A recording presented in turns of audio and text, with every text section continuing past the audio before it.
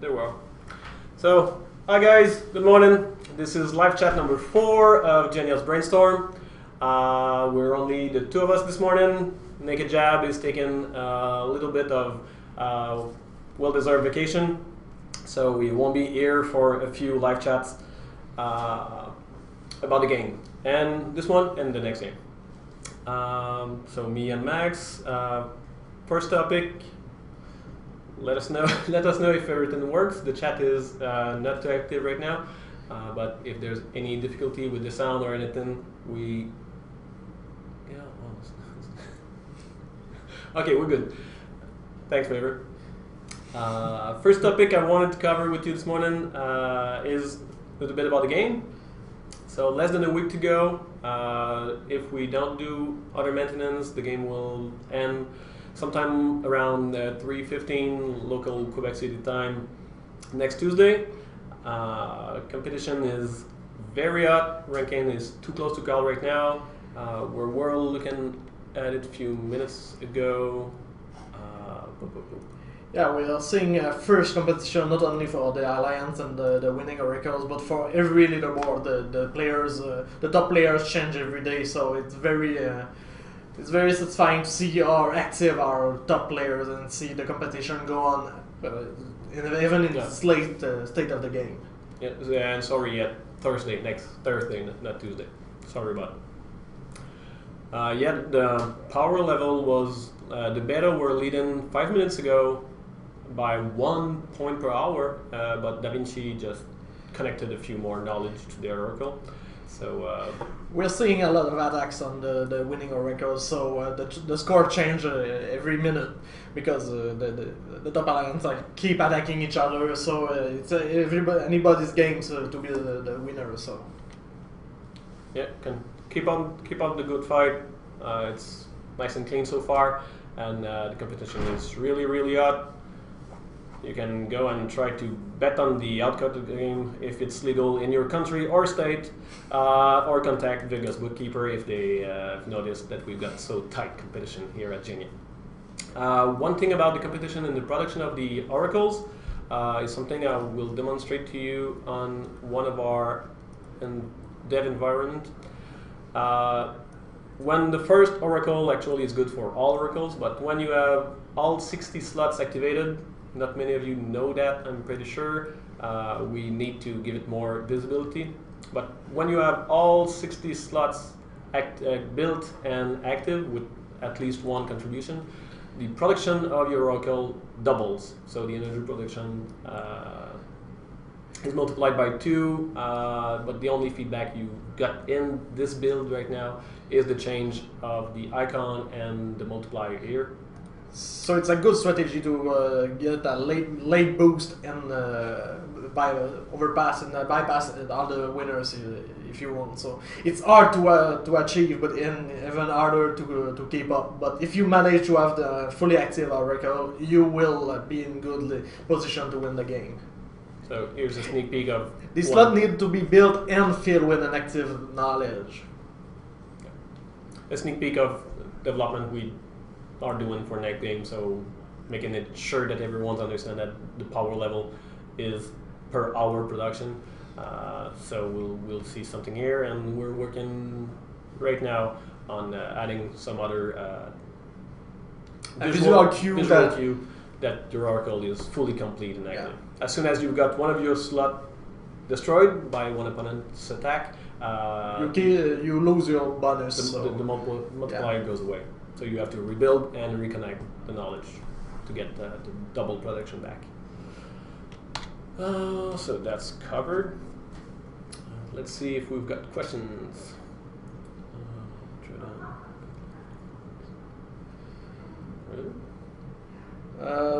More explanatory mouse over. We are planning on adding more information available in game, but mouse over may not be the way that we implement it because we want the game to be playable for mobile application and tablets eventually. So we will be adding more and more explanation about all the system in the game. So either in the Genia's guide or somewhere in the page where you can consult the information.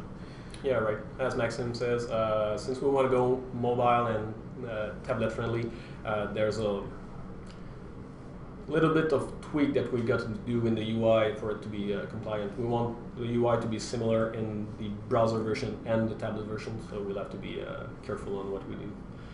Hey, Keepman, new on the live chat.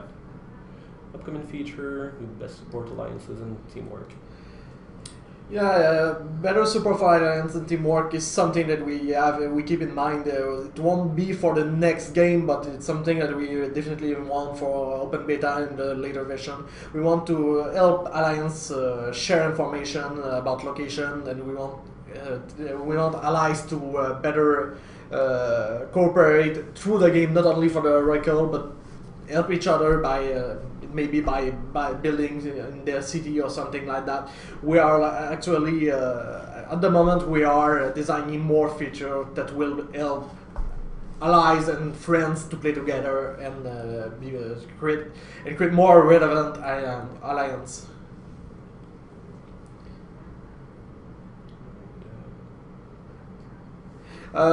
Jasmine, we weren't thinking about sharing the vision, only sharing location of what you have found. Let's say when you send a satellite to find a knowledge, they leave a beacon. We had something similar in the past version that we had to remove due to technical problems, but that you could place beacon and share them to all your allies to locate an enemy city or a knowledge fragment location. That is something that we want to integrate back in next versions. Yes, question by Mavrim about, isn't it the goal to make active alliances, not to play solo? Yes, it is. So we're trying to work, as Maxim says, to add a little bit more of a conviviality to what you can do within your alliance. The share knowledge site was something nice, but we had some bugs with it. So instead of letting out the buggy feature, we removed it at least temporarily. So we're working on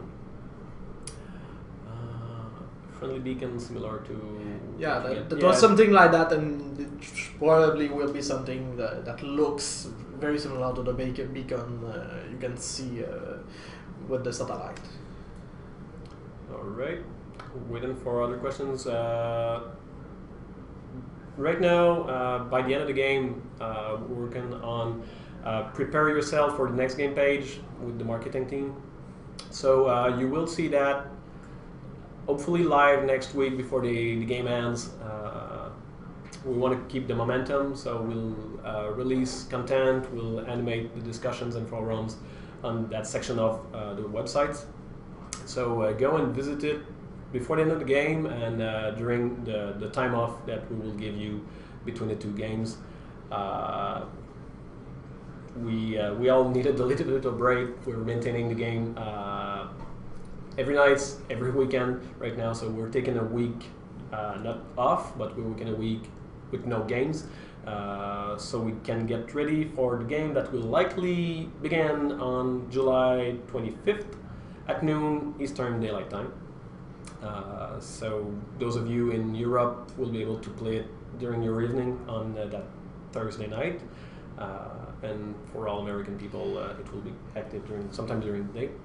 Yeah, well, Jasmine, we're fixing a lot of issue with the satellite and beacon in the next game. So it was your report about all the bugs and problems that you have seen has been well checked up, and we have I think we have solved all the issue that you have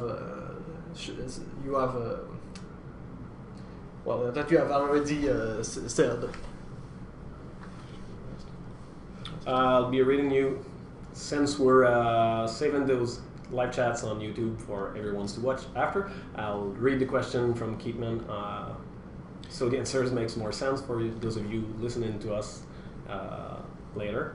So I think it'd be cool if you had to share knowledge to accomplish some things. For example, what if there were some knowledge units for which a given player could only get a fraction of the necessary knowledge fragments, and the rest had to be provided by you, by your teammates? that would decrease the emphasis on individual achievement. Yeah, that's a good idea. There could be something like that could be integrated in the next version.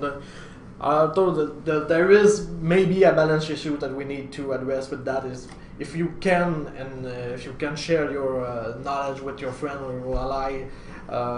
If a player allies with get in an alliance, get knowledge from the allies, change alliance through the game, they can get a lot of knowledge. So there's all the consideration that we need to keep in mind in designing this kind of feature. But we want to be able to share information, and not just information, but fragments and resources with other player. Yeah, it's a little bit soon to talk about it because we've only discussed a few minutes with the dev and Max. But one other idea by our very favorite CTO was to brainstorm a knowledge site with the Alliance's member. So you'd send all your experts from different players on the same sites, so the analysis phase would be less costly or be more rapid. So that's some idea that's right now thrown up in the air. We'll see if there's something to do with it. If some of you think it's cool, let us know on the forums, and any other cool idea you get, please go and create new threads about it and discuss it on the forums. We'll definitely work on the one getting the more attention. Yeah. And I think it will help. We've got mail under the door. Thank you, Bruce, for this nuts. Okay. Yeah, we're good, Bruce. We're actually with Mavrim on the live chat, so Bruce is writing down Mavrim's email by-in and shoving it under the door during a live chat. So thanks, Bruce, and hi. The way to break the momentum. Page done. Next game done. Oracle done. And we were down to, are we a pay to win? I certainly hope not. Well, we are looking to create a game that is not pay to win. I know we have some concern that were expressed in the forum and maybe in the more surveys and in private message, but about how we could be perceived as a pay-to-win game. But that was something that we want to fix, to address as soon as possible, because we are a free-to-play game, so we need to have a few monetization feature, and we have tried to integrate some feature that could add a small bonus to a player that pays.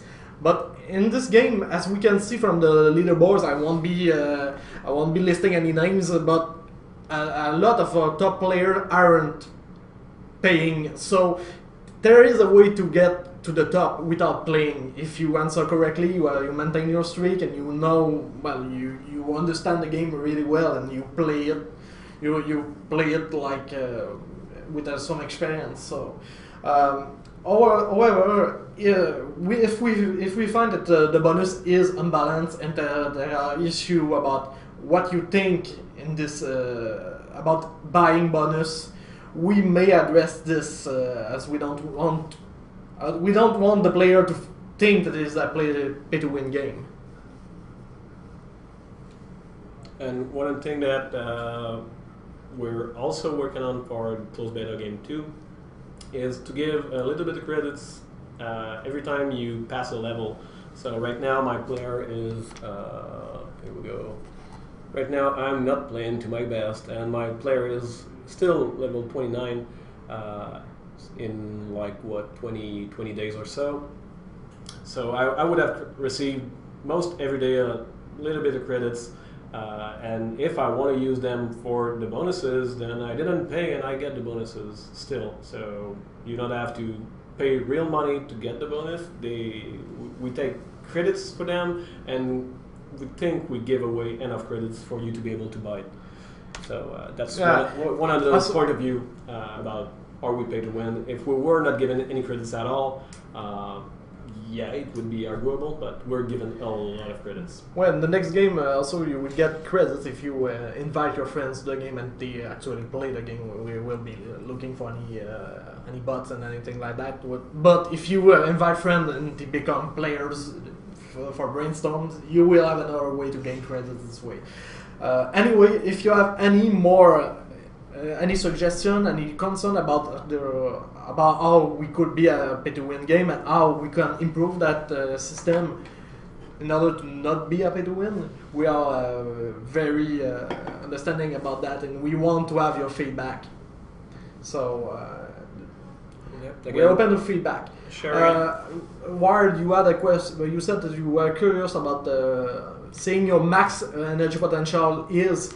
In fact, it's really easy to know, because if you look at your main leaderboard, the knowledge leaderboard, the value of the score is the exact amount of energy that you can have if you have your reactor limit even higher. So there is a direct correlation between the knowledge core and the energy production.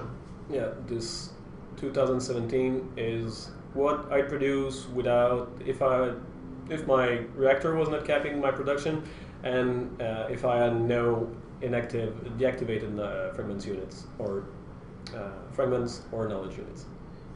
So right now I'm having none of that because you stopped attacking me, you players. So everything is active in my reactor, but I'm capped by the production. So right here in yellow. So that's about max energy production.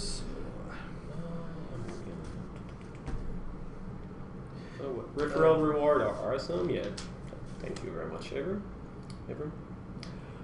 Yes, I'm gonna reply to that thread. Yeah, where you will cap at 5,000 if you have a level 5 cognitive reactor. There seems to be a problem with the current limit of the reactor, and it will be increased in the next game. So the cap will be much higher for every level. You will reach the limit more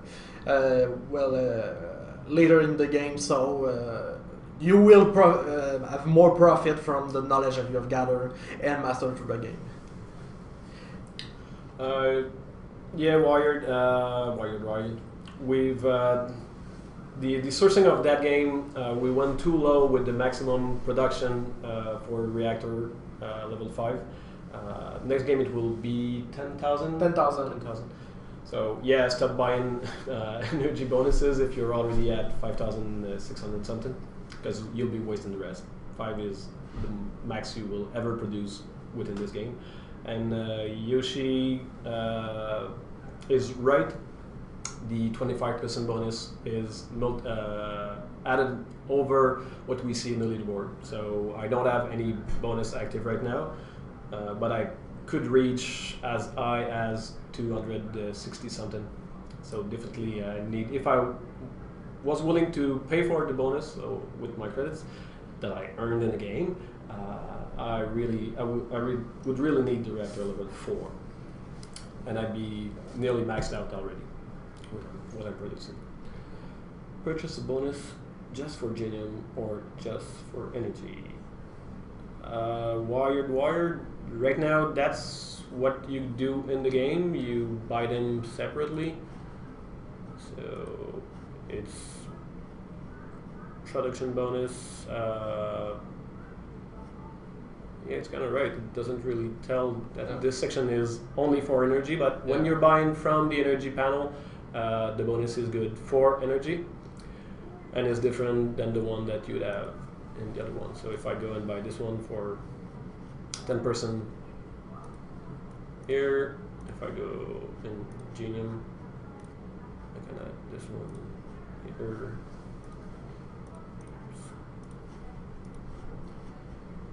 And I still see that this is the active bonus I have for the energy, not the same. So you can buy both, as you're asking. Okay. Question about PvP. For now, my allies and me did only a few attacks. I think we need more motivation to use our energy for attacks and not for expansion. Did you plan to increase it?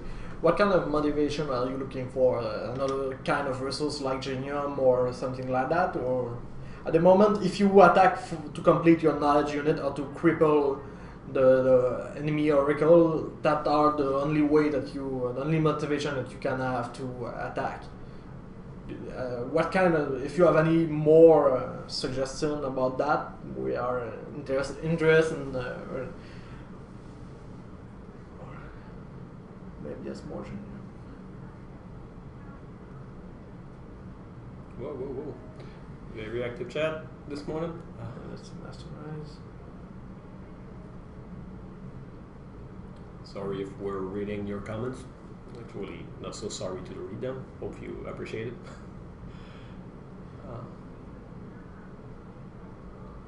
Yeah, so that's the point. If people want to feel more pain when they attack, I'm sure that Max can design something for it. Yeah, at the moment we are testing the basic attack mechanics, and we're using the quite simple kind of attacking reward. So in the next version of the game we may add more attack option and more damage option that we can do to a player.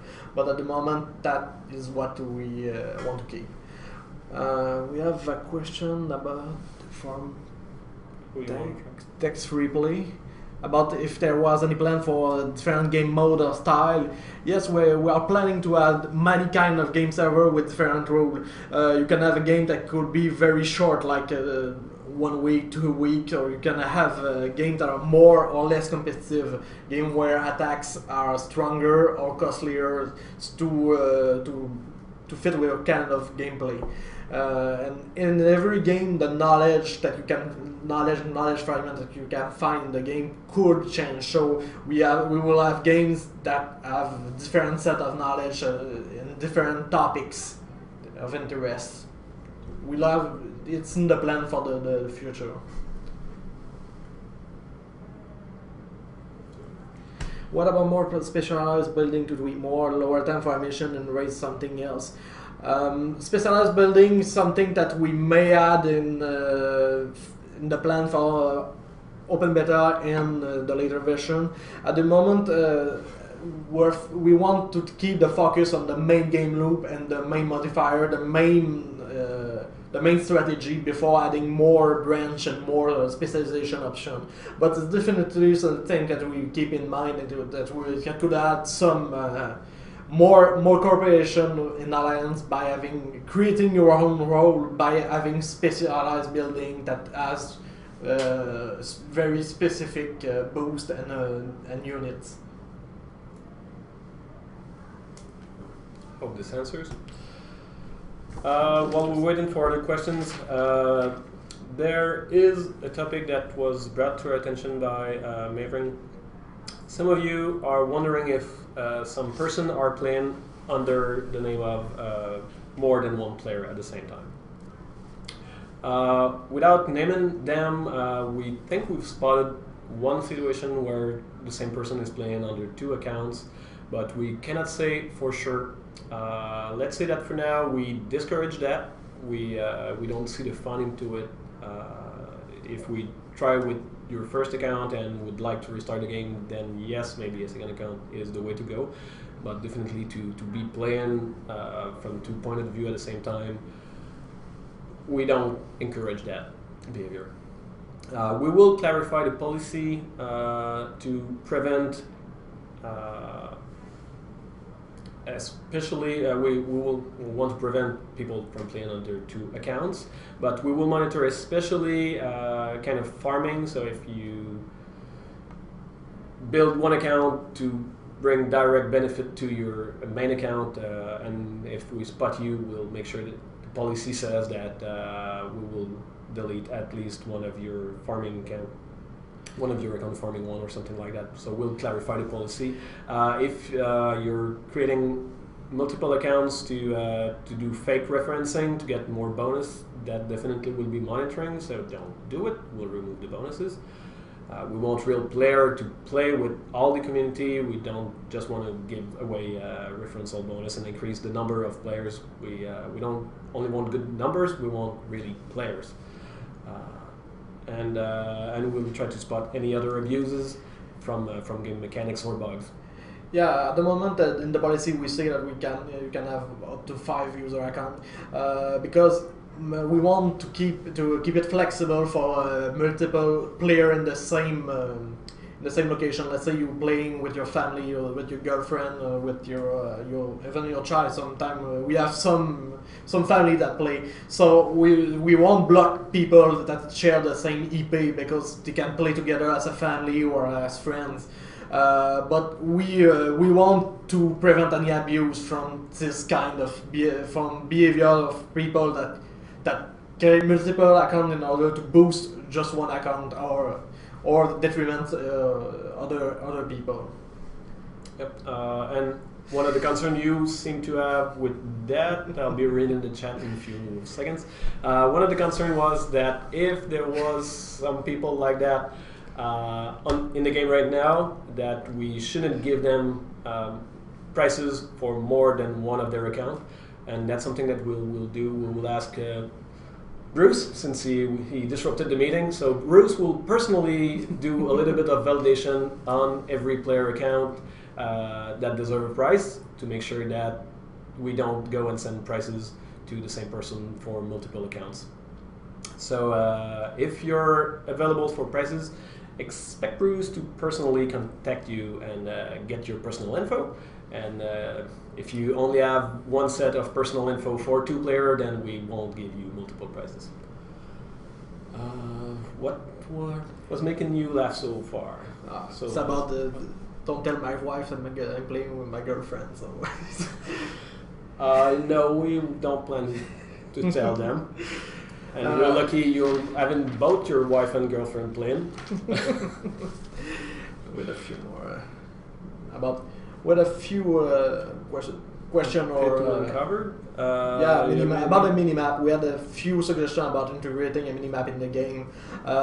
We had a minimap in the earlier version of the game, but it wasn't so useful because we have a world map that you can zoom out and you can access and see everything in the world, and we want people to use the world map as much as possible as a navigation and information tool. At the moment, there could be some issue with the performance of the world map with some players, and that may be why some people want to have a minimap. We may address this problem in some way if we try to improve the performance as we go in the next version, and if we see that there could be a navigation problem with the map, we may add back the minimap in the game. But just thinking rapidly about it. We don't have minimap, but maybe one of you are used. Hopefully, many of you are used to play other games with a big map like this. So for you to know, the shortcuts of minus and pluses on the keypad, they're working fine. So if you didn't play with the zoom a lot, it's not a minimap, but still you can see here in my game that I'm not playing strategically at all, and I'm just spinning like a disease over Australia and Asia. I've started there and I'm just spinning around, and this is it's not a minimap that you can use rapidly to go from places to places that overlays your game map, but still if you want to overlook your deployment over the world, that's still useful, and with the press of a button you're navigating closer or not. So the need of minimap, I've played with it for over a year. During the development we had one, but now that it's not there anymore, just the zoom levels are doing a nice job, I think. Yeah, you can use your mouse wheel to zoom in an hour. It's still still working. Okay. Noisy mouse. Change. Yeah, the knowledge. To answer your question, we will change the knowledge fragment location and Genia location between game. Some knowledge fragment will always be at the same location. Let's say the Eiffel Tower won't move from Paris to Moscow, for example. But unless it really does.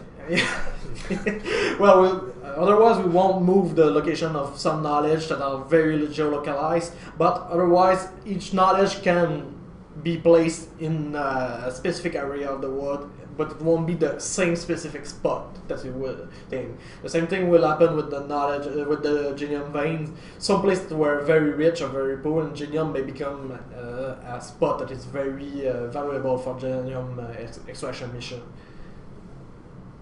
And as in this game, yes, the place that you pick for your city, it affects what knowledges are close, what the knowledge fragments are close to your city, and if there are less fragments, there's likely to be more Genium around. Yeah, at the moment there are some places in the world that are a little poorer in knowledge fragments to start with, like Russia and North Africa. But Really? in Russia? Russia. Yeah. In the next won't be in the next game, but in the next version of the game, let's say open beta, we'll have a lot more knowledge in this area of the world, because we want to balance the world distribution of knowledge fragments